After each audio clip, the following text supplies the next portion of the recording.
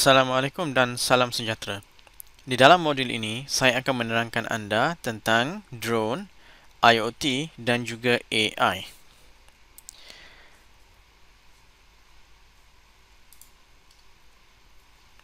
Mari kita lihat apakah kandungan dalam modul ini. Di dalam modul ini, saya akan menerangkan anda tentang apakah itu Artificial Intelligence atau juga dikenali sebagai AI. Dan juga dalam bahasa Melayu dipanggil sebagai kecerdikan buatan. Juga dikenali sebagai kecerdasan buatan. Next, saya akan terangkan apakah itu Internet of Things atau secara ringkasnya IoT.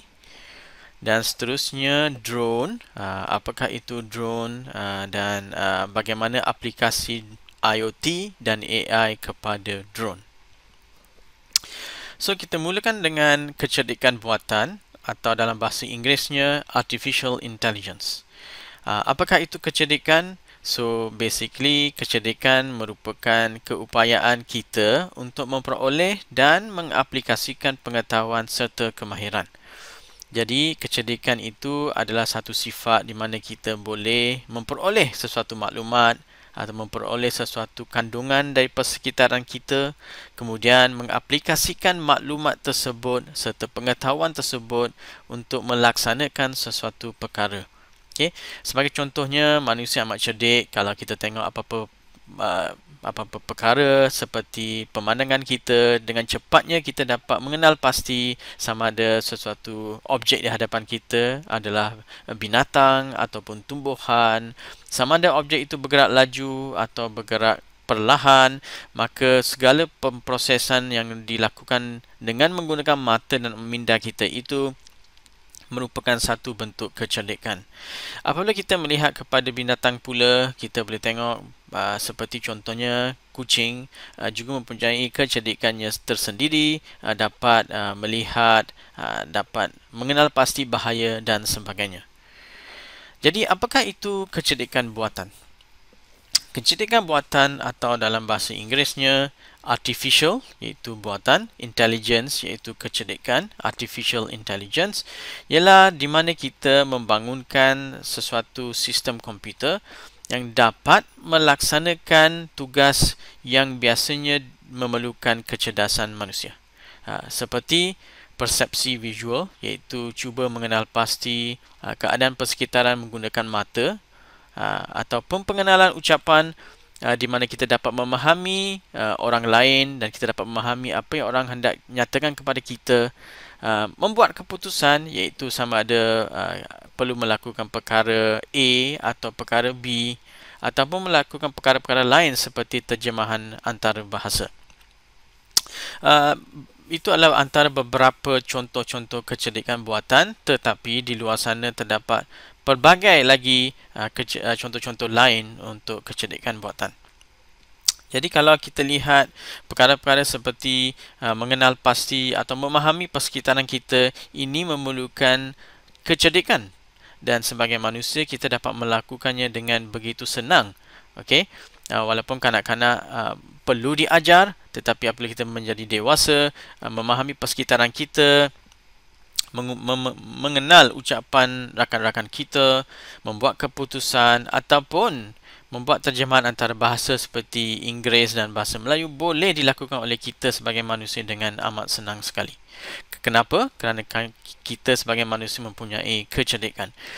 Kecerdikan buatan pula adalah bermaksud kita hendak mengambil kecerdikan tersebut dan hendak membuat supaya komputer ataupun peranti melaksanakan kecerdikan tersebut. Dengan arti kata lain, komputer kita menjadi secerdik manusia. Sebelum kita melihat kepada kecerdikan buatan, mari kita lihat bagaimana otak manusia berfungsi. So, otak manusia sebenarnya mempunyai neuron. Apakah itu neuron? Kita boleh melihat dengan barajah di atas sana.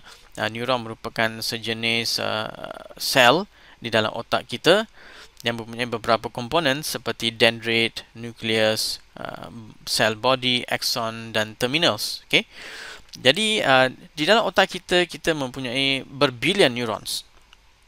Okey, dan tugas-tugas neuron ini adalah untuk memahami, mengingat dan memproses maklumat.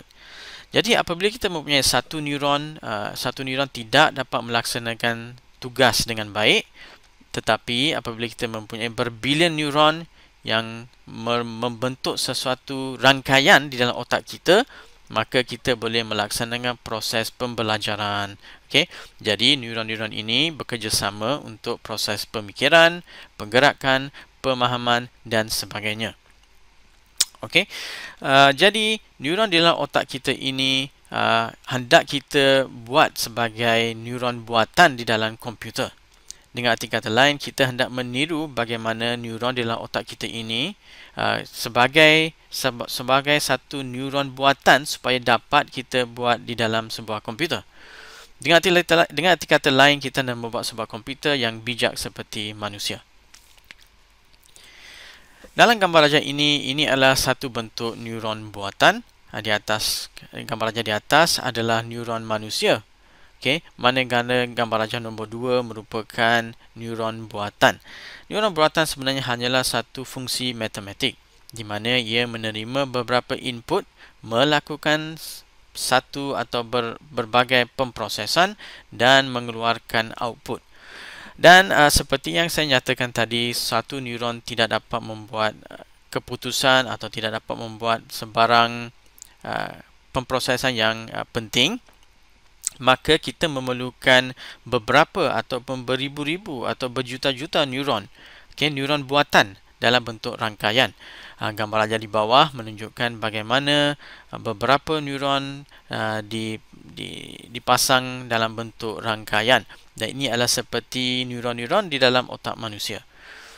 Okey, salah satu cabang AI adalah pembelajaran mesin atau dalam bahasa Inggerisnya machine learning. Ini adalah sama seperti pembelajaran bagi manusia. Sebagai contoh, seorang budak berumur 4 tahun tidak mengenal buah-buahan, maka kita akan menunjukkan buah-buahan tersebut kepada budak-budak tersebut dan mengajar bahawa ini contohnya adalah buah oren dan ini adalah buah durian dan sebagainya. Ini adalah apa yang dikatakan sebagai learning atau pembelajaran. Di dalam sebuah komputer, artificial intelligence juga bertindak dalam bentuk yang sama, di mana kami atau pemprogram akan menggunakan input seperti gambar atau suara untuk memaksa mesin belajar. Dan menerusi pembelajaran, mesin akan menjadi cerdik. Jadi, apakah aplikasi artificial intelligence? Terdapat pelbagai aplikasi artificial intelligence di luar sana. Di sini saya menunjukkan 4 contoh aplikasi artificial intelligence ataupun kecerdikan buatan. Pertama, dalam bidang perubatan. AI boleh digunakan oleh doktor dalam mendiagnosis penyakit. Seperti yang kita tahu, terdapat banyak pesakit di luar sana dan hospital-hospital kita padat dengan pesakit. Bayangkan kita terpaksa melihat X-ray ataupun imbasan imej dada kita bagi beribu-ribu pesakit dalam satu hari. Ini adalah satu perkara yang amat memenatkan doktor dan juga pembantu-pembantu doktor. Di sini aplikasi AI amat membantu. Dengan mengambil imej X-ray anda, komputer dapat menganalisis imej tersebut dan memberitahu sama ada anda mempunyai penyakit tertentu ataupun tidak. Dengan cara ini, ia dapat mengurangkan stres, dapat mengurangkan masa yang diperlukan untuk memproses imej serta memberi perkhidmatan yang lebih baik kepada pesakit. Dalam arti kata lain, pesakit tidak perlu menunggu lama untuk mendapat diagnosis daripada imej X-ray mereka. Bagaimana pula dalam pengajian? AI boleh digunakan untuk sistem penggradean automatik, di mana jawapan daripada pelajar boleh dimasukkan ke dalam komputer dan komputer dapat memberikan grade dengan automatik. Dalam bidang pengangkutan pula, sejak kebelakangan ini terdapat apa yang dikenali sebagai kereta berotonomi atau dalam bahasa Inggerisnya autonomous car, di mana kereta ini dapat memandu dirinya sendiri tanpa perlunya ada pemandu. Ini adalah masa depan kita, di mana kereta akan memandu dengan sendirinya. Namun demikian, untuk mencapai pemanduan sendiri, kereta perlu menganalisis dan memahami persekitaran yang ada. Dengan arti kata lain, kereta perlu mempunyai kecerdikan seperti manusia, di mana ia perlu mengenal pasti sama ada terdapatnya pejalan kaki, terdapatnya lubang di jalan raya, terdapatnya kenderaan yang lain, memandu, mematuhi had laju dan sebagainya. Untuk semua ini agar dapat dicapai, kereta perlu mempunyai kamera serta perlu mempunyai kecerdikan buatan. Okay. Bagaimana pula dengan media sosial? So, rata-rata semua menggunakan Facebook, Twitter, YouTube dan sebagainya. Media sosial juga menggunakan AI di dalam peranti ataupun di dalam server-server media sosial tersebut. Contohnya, Facebook akan menunjukkan iklan yang berpatutan kepada anda, manakala YouTube akan memberi saranan video-video yang sesuai untuk ditonton berdasarkan apa yang telah ditonton sebelum ini. Jadi bagaimanakah komputer tahu apa yang anda minat untuk ditonton di YouTube? Di sinilah di mana AI digunakan. Seterusnya, mari kita lihat apakah itu Internet of Things. Okay, Internet of Things adalah peranti-peranti yang dipasang melalui internet. Okey. Jadi apa yang berlaku di sini adalah komputer, mesin, objek, peti sejuk dan sebagainya dihubungkan sesama sendiri melalui penggunaan internet. Contohnya adalah seperti berikut. Apa yang kita ada adalah lampu di rumah, kita juga boleh ada handphone, kita juga boleh ada wifi router, kita boleh juga ada mikrofon, kita boleh ada smart home, semuanya connected atau semuanya berhubung menggunakan internet. Okey, dan semua peranti-peranti ini dikenali sebagai thing, manakala connection adalah internet. Okey, maka terjadinya Internet of Things. Tujuan Internet of Things adalah supaya kita dapat mengawal peranti-peranti ini secara jarak jauh, dan bukan sahaja itu, peranti-peranti ini juga dapat bercakap dengan kita dengan memberitahu apa-apa maklumat atau status yang penting.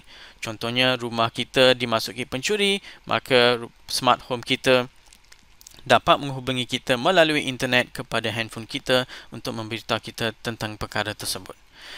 Selain daripada itu, contohnya kita boleh ada smart peti sejuk, di mana peti sejuk boleh memberitahu kita bahawa makanan di dalam peti sejuk sudah berkurangan dan inilah masa yang sesuai untuk pergi berbelanja.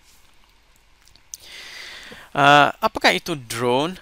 Seperti yang tertunjuk dalam gambar ini, drone ini sebenarnya adalah satu pesawat kecil yang kita kawal daripada jarak jauh. Lazimnya ia ada kamera ataupun sensor-sensor tertentu.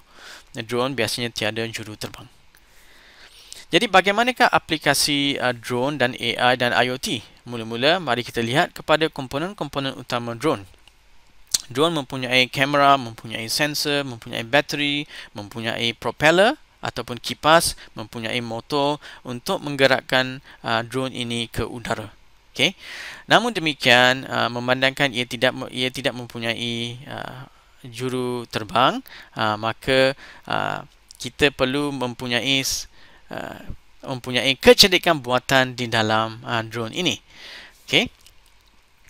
Okey, di sini ditunjukkan bagaimana drone boleh dikawal dari jarak jauh. Okey, dan di sini drone-drone itu bergerak sesama sendiri untuk membentuk wow dan kemudiannya membentuk beca.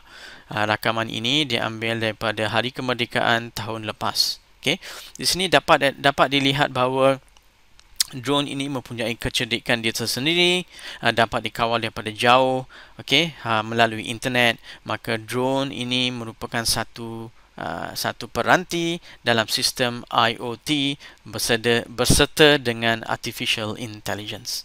Okey. Jadi di sini dalam modul ini saya telah tunjukkan apakah maksudnya artificial intelligence dan aplikasinya. Apakah itu Internet of Things dan juga apakah itu drone dan bagaimana penggunaan Internet of Things, Artificial Intelligence dan drone dapat digunakan untuk melaksanakan sesuatu tugas. Terima kasih dan jumpa lagi.